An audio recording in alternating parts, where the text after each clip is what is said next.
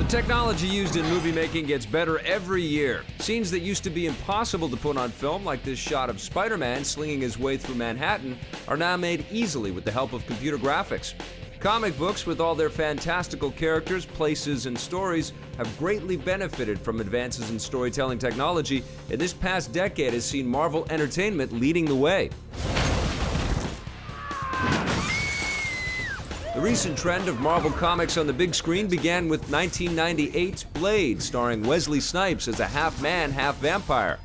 The action flick appealed to a wider audience than just the comic book crowd and took in $130 million at the box office. Blade showed Hollywood that adapting comic books into feature films could be a winning formula. The next Marvel franchise to hit theaters was X-Men in 2000.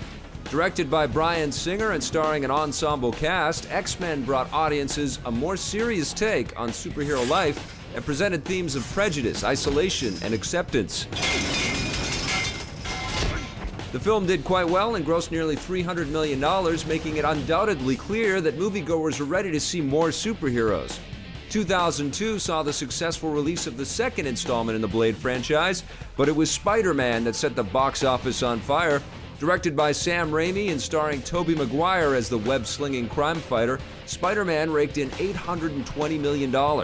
Spider-Man was a hit with critics and audiences, as Sam Raimi's affection for the source material shone through in the design and story of the film and in the performance by the cast.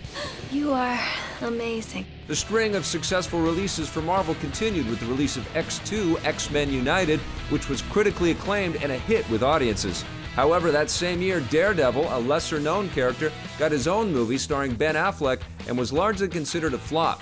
Then followed director Ang Lee's take on Hulk, which failed to live up to the hype.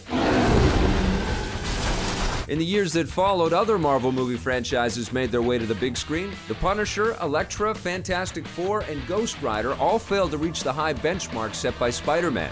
The next big hit for Marvel was 2004's Spider-Man 2. Along with the original cast, the sequel featured Alfred Molina in his excellent performance as Dr. Octopus. It's no surprise that hopes were high for 2007's Spider-Man 3. The film pitted Spidey up against three villains: shape-shifting Sandman, black-suited Venom, and the new Goblin.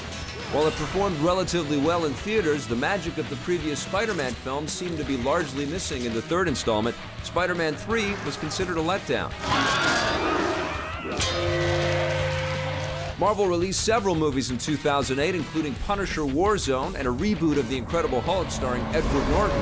However, it was director Jon Favreau's big screen adaptation of Iron Man starring Robert Downey Jr. that took audiences by storm. The right mix of action, humor, special effects, and story propelled this film to a near $600 million box office take. It's not surprising that a sequel is currently in the works. Iron Man 2 is expected to blast into theaters in 2010. The next Marvel movie adaptation, X-Men Origins Wolverine, stars Hugh Jackman, who's already donned the adamantium claws in previous X-Men films. We'll soon know how this latest title will fare with audiences. X-Men Origins Wolverine opens this Friday.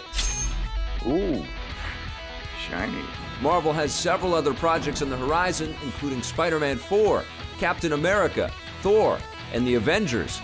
Only time will tell if these adaptations will live up to expectations and go on to become box office success stories.